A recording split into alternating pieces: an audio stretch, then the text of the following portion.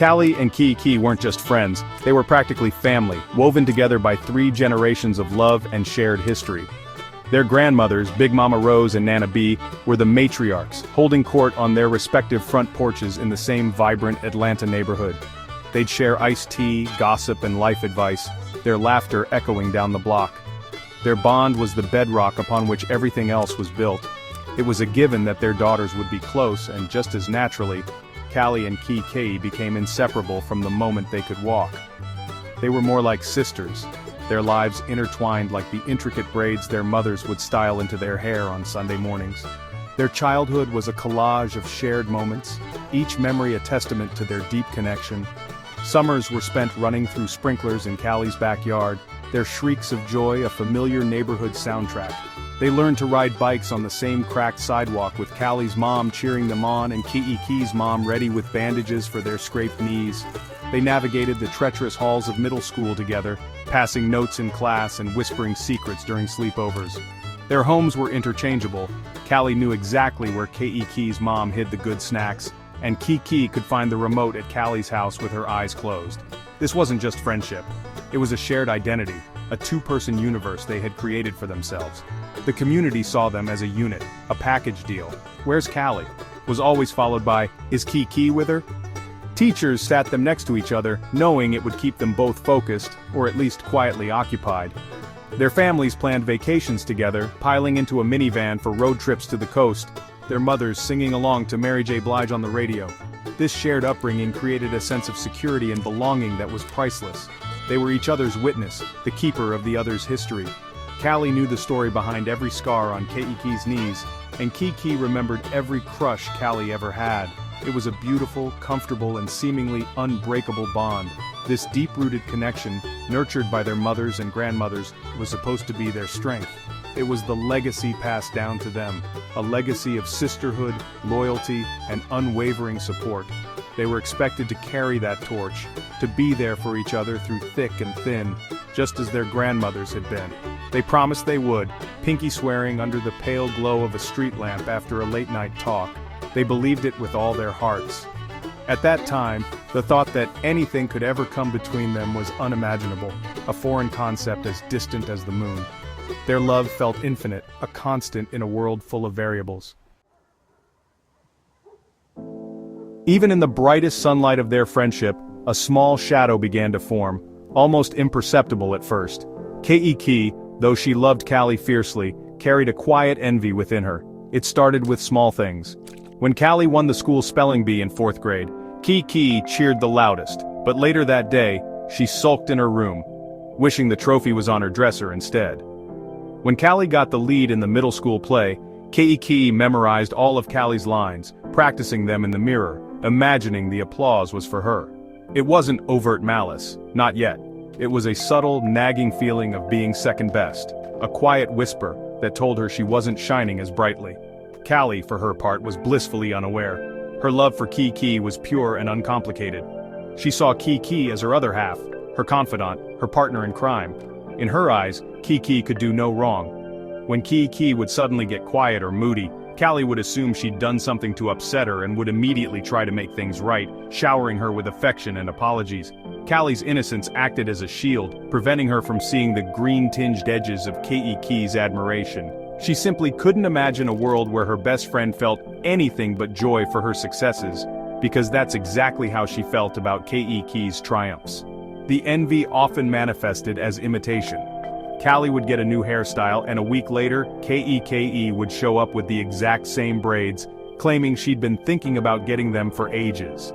Callie developed a love for a particular indie soul artist, and soon, Kiki's playlist was filled with the same songs, which she'd play on repeat as if she'd discovered them first. It was a strange form of flattery that felt slightly off, but Callie brushed it off as them just having similar tastes. "Great minds think alike," she'd say with a laugh, genuinely believing it.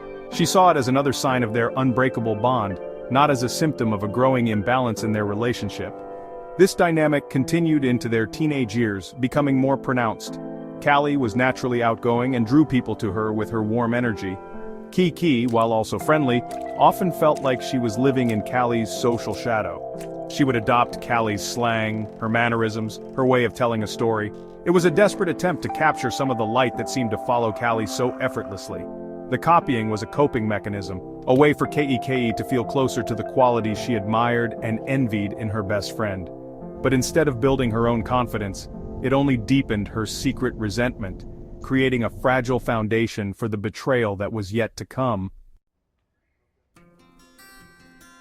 As they entered young adulthood, life threw its first real punches, and the girls found themselves navigating the treacherous waters of abusive relationships. Callie fell for a charismatic but controlling man who slowly chipped away at her self-esteem. His charm was a mask for his jealousy, and his compliments were often backhanded, designed to keep her small and dependent. He'd isolate her from friends and question her every move. Kiki was the only one who saw through his facade. She would listen for hours on the phone as Callie cried, her voice a steady anchor in Callie's storm. "He's not right for you, Cal," Kei would say, her words a lifeline. "You deserve so much better than this." Ironically, Kei soon found herself in a similar situation. She started dating a man whose temper was as quick as his smile. His love was conditional, his anger explosive. The emotional abuse was suffocating, leaving Kei feeling trapped and worthless. It was Callie's turn to be the rock. She would show up at Kei's apartment with takeout and a shoulder to cry on, reminding her of her strength and her worth. They'd spend nights watching movies, creating a small bubble of safety away from the chaos of their romantic lives. In these shared moments of vulnerability, their bond felt stronger than ever. They were soldiers in the same war, fighting for their own hearts. Their support for each other was practical and unwavering. When Callie's boyfriend blew up her phone with angry texts, Kei would take the phone and block his number for the night, giving Callie a few hours of peace. When Kei needed to get away from her partner, Callie's door was always open, no questions asked. They developed a coded language, a simple text message that meant, "I need you now." They were each other's emergency contact, not just on paper but in life. This shared trauma created a unique intimacy, a deep understanding of each other's pain that no one else could possibly comprehend. They were survivors, and they were surviving together. In a strange way, these painful experiences leveled the playing field between them. The envy that had simmered beneath the surface in their youth seemed to dissipate in the face of real-world hardship. There was no room for jealousy when your friend was hurting. Their focus shifted from individual achievements to mutual survival. They were a team, united against the men who sought to diminish them. They promised each other they would both get out, that they would find happiness, and that they would do it together. Their friendship, forged in the innocence of childhood, was now being tempered in the fires of adversity, seemingly making it unbreakable. The day Callie finally left her abusive partner was not dramatic. It was quiet and resolute. She packed a single bag while he was at work and never looked back. That decision was the first step on a long and difficult journey toward healing. She threw herself into therapy, determined to unpack the trauma and understand why she had accepted such treatment. She devoured self-help books, filled journals with her thoughts, and started practicing meditation and mindfulness. It was grueling work, forcing her to confront her deepest fears and insecurities, but with each therapy session and every page she wrote, she felt a small piece of her old self returning, stronger and wiser than before. As she healed emotionally, Callie began to invest in her professional growth. She went back to school, enrolling in a night program to get a certification in marketing. She poured her energy into her studies, finding a passion she never knew she had. Her confidence, once shattered, began to rebuild itself with every passed exam and every successful project. She started a small freelance business on the side, and to her surprise, it took off. People were drawn to her creativity and her renewed sense of purpose. Her life was transforming, not by accident but through sheer force of will and a commitment to her own well-being. She was no longer just surviving, she was consciously building a life she loved. Her physical health became a priority as well. She started going to the gym, not to lose weight but to feel strong. The discipline of a workout routine was therapeutic, a way to reclaim ownership of her body. She started hiking on weekends, finding peace in nature and a sense of accomplishment in reaching the summit. This holistic approach to healing, mind, career, and body, created a powerful synergy. She was glowing from the inside out. Friends and family noticed the change. She carried herself differently, with a poise and self-assurance that was new and captivating. Callie was finally becoming the woman she was always meant to be. Throughout this transformation, she tried to bring Kiki along with her. She'd send her links to therapist directories, invite her to the gym, and share books that had helped her. "We can do this together," she'd say, still holding on to the promise they had made to each other. She wanted nothing more than to see her best friend rise alongside her. But while Callie was actively climbing out of the darkness, she slowly began to realize that Kiki was not following. Her invitations were met with excuses, and her encouragement was met with a strange, unnerving silence. Callie was moving forward, but she was, for the first time, moving forward alone. While Callie was blossoming, Kiki remained stuck. She had left her abusive boyfriend around the same time as Callie, but her healing journey never truly began. She resisted therapy, claiming it was for, people with real problems, and scoffed at the idea of self-help books. Instead of confronting her pain, she buried it under a mountain of distractions and bitterness. She drifted from one dead-end job to another, complaining about her bosses and her bad luck, never taking ownership of her circumstances. Her life felt stagnant, a stark and painful contrast to the vibrant new world Callie was building for herself. The old feelings of envy came roaring back, now laced with a potent, toxic resentment. Kiki watched Callie's transformation from the sidelines with a growing sense of injustice. Every one of Callie's successes felt like a personal failure to her. When Callie announced her promotion, Kiki offered a tight-lipped smile and a lukewarm, "That's nice," before changing the subject to her own problems. She saw Callie's happiness not as an inspiration but as an abandonment. In her mind, they were supposed to be miserable together and then get happy together. Callie had broken the pact by healing on her own. The support she had once offered so freely was now replaced by passive aggression and subtle digs designed to make Callie feel guilty for her own progress. Her behavior became increasingly erratic. She started going out more, chasing fleeting highs in crowded bars and superficial encounters. But the fun was a facade, a desperate attempt to create the illusion of a life as exciting as Callie's. She'd post a flurry of pictures on social media, carefully curated to look like she was thriving, but the captions often held a bitter undertone. She started making poor financial decisions, trying to keep up with a lifestyle she couldn't afford, which only added to her stress and sense of failure. She was caught in a downward spiral, and her resentment toward Callie became the primary target for all her frustrations. Instead of seeking help or taking Callie's outstretched hand, Kiki began to pull away, creating a chasm between them. Their phone calls became less frequent, their conversations strained and superficial. Kiki would ignore Callie's texts for days only to reappear with a vague excuse. The easy intimacy they once shared had evaporated, replaced by a thick fog of unspoken jealousy and resentment. Kiki was no longer just envious of Callie's life. She was angry at Callie for having it. This toxic mindset was a fertile ground for the destructive influence that was about to enter her life, pushing their friendship to its breaking point. It was during this period of deep resentment that Kiki met Welly. On the surface, he was charming, attentive, and seemed to understand her frustrations. He listened intently as she complained about her job, her finances, and most of all, about Callie. But Welly had his own agenda. He was a man from Callie's periphery, someone she had briefly dated years ago and quickly dismissed due to his possessive nature. He had never gotten over the rejection.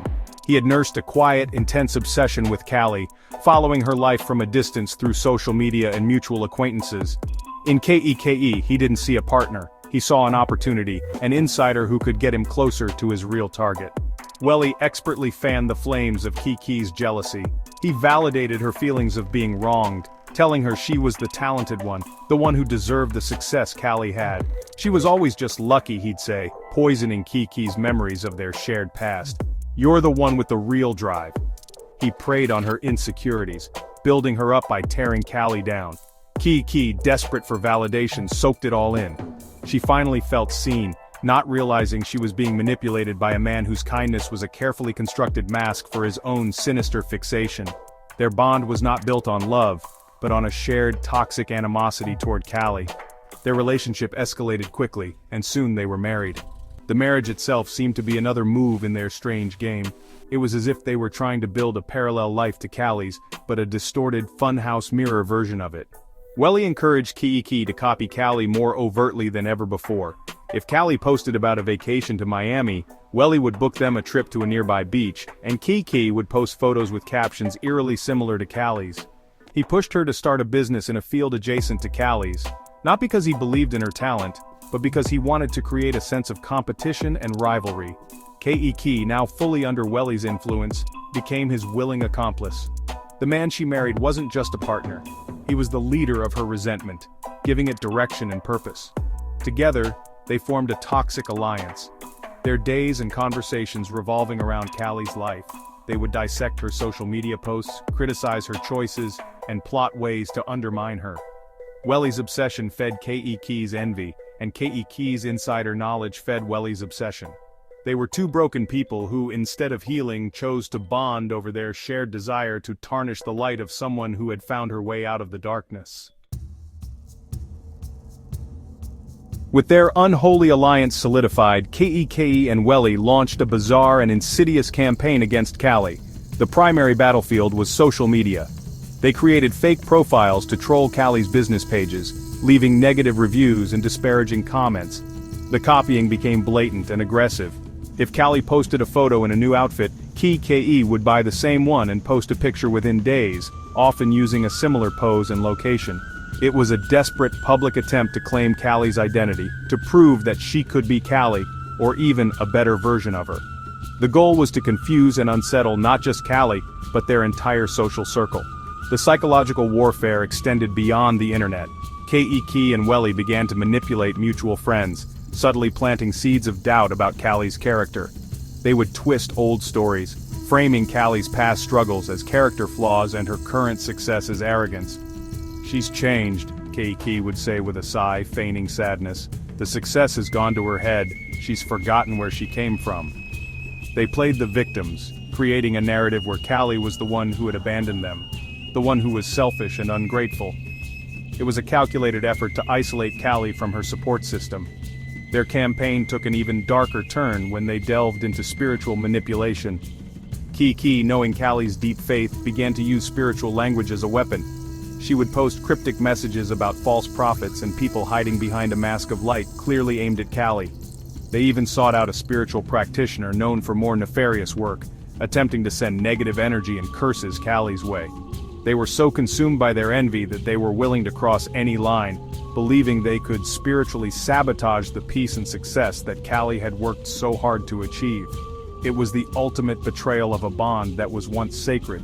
This relentless onslaught of imitation and bullying was designed to break Callie's spirit. It was a constant, low-grade harassment that aimed to make her question her sanity and her reality.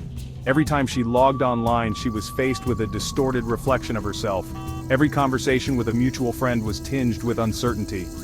Kiki and Welly weren't just trying to copy her life, they were trying to steal her joy, to pull her back down into the misery they inhabited. Their envy had mutated from a quiet feeling into a full-blown destructive obsession that sought to consume everything in its path. At first, the campaign of harassment was deeply unsettling for Callie. Seeing her life mimicked so closely by the woman who was once her sister was confusing and painful. The negative comments and the whispers among friends stung. For a moment, it felt like their negativity might actually succeed in dimming her light. She felt a profound sense of grief for the friendship she had lost, and a deep hurt over the betrayal. There were nights she cried, not for the online trolls or the copied outfits, but for the girl she grew up with, the Kiki who held her hand and promised to be there forever. The loss of that person was the cruelest blow of all. However, Callie's journey of healing had equipped her with a powerful set of tools. She had learned to distinguish between what she could control and what she couldn't. She couldn't control Kiki's actions or Welly's obsession, but she could control her reaction. Instead of engaging in public drama, she chose silence. She implemented a strict policy for her peace block and delete. The fake profiles were blocked without a second thought. And Welly on all platforms, creating a digital boundary to protect her mental space. She refused to give their negativity the audience it craved. Her focus remained squarely on her own growth, her business, and her well-being. Faith became her ultimate shield. Callie leaned heavily on her spiritual practice, finding strength and clarity in prayer and meditation. She prayed for peace, for continued strength, And, in her strongest moments, she even prayed for Kiki. She prayed that her former friend would find her way out of the bitterness that had consumed her. This spiritual grounding gave her a perspective that was unshakable. She came to understand that Kiki and Welly's actions were not a reflection of her worth, but a loud and clear declaration of their own inner turmoil and unhappiness. Their poison was their own, and she refused to drink it. Her resilience was her victory. She continued to post about her life, her work, and her joys, not in defiance but because it was her truth. She refused to let their actions make her play small or hide her light. She poured her energy into nurturing the healthy relationships in her life, strengthening bonds with people who celebrated her successes and supported her unconditionally. By refusing to engage in their toxic game, Callie won. She demonstrated that true power isn't about fighting back. It's about rising so high that the negativity simply can't reach you. She was moving on, not just from them, but from the entire cycle of drama and pain. The story of Callie and Kiki is a sobering testament to the destructive power of unchecked jealousy. It shows how envy, left to fester, can curdle love into obsession and twist a beautiful, lifelong friendship into a weapon of betrayal. Kiki's inability to celebrate Callie's growth without seeing it as a reflection of her own perceived failures led her down a path of self-destruction. Her story is a cautionary tale about the importance of running your own race. The moment you start measuring your progress against someone else's, you have already lost. True contentment can only be found by focusing on your own journey, not by trying to imitate or sabotage another's. The pain of betrayal, especially from someone who knows your deepest vulnerabilities, is profound. Callie's journey highlights the immense strength required to heal from such a wound. The ultimate lesson from her experience is the critical importance of setting boundaries. She learned that sometimes the most loving act you can perform for yourself is to let someone go, no matter how much history you share. Protecting your peace is not selfish, it is a necessary act of self-preservation. Her ability to cut ties, not with anger but with a quiet resolve, was the final and most crucial step in her healing process. This narrative also underscores the power of resilience and self-worth. Callie's story is one of triumph, not because she won against Kiki, but because she refused to let external negativity define her internal state. She built her self-worth from the inside out, through therapy, hard work, and faith. This inner strength became an impenetrable fortress that no amount of online trolling or spiritual manipulation could breach. Her story teaches us that the best revenge is no revenge at all. It is living a full, happy, and authentic life, completely unbothered by those who wish you ill. In the end, Callie and Kiki's paths diverged permanently. Callie continued to thrive, her life a testament to the power of overcoming adversity and choosing growth. Kiki, tethered to a man who only amplified her worst instincts, remained trapped in a cycle of bitterness and imitation. The lasting effects of jealousy are a hollowed-out life, and a spirit consumed by what it lacks. The legacy of their broken sisterhood is a powerful reminder to build your own light so brightly that you have no time or desire to stand in anyone else's shadow. It's a lesson in loving yourself enough to walk away from anything that threatens your joy.